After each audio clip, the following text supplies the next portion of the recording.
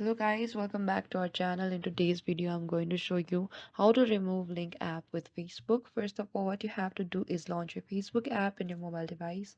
And after you access to your Facebook, on the top right corner, there's three-line icon, select that. And over here, scroll a bit down and on the bottom, there's settings and privacy option. Tap there and go to the settings. And from here, you need to scroll again until you find your activity, which you can see the apps and website just below the device permission. Select there again of the apps and websites, and you'll be able to see the apps or the website that you're linked with.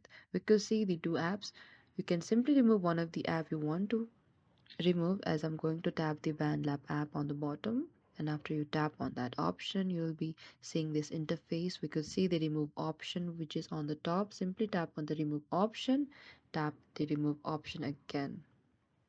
And this is it guys. Thank you for watching this video. I hope I could help you. Do not forget to like, subscribe and hit the bell notification icon for more upcoming uploads.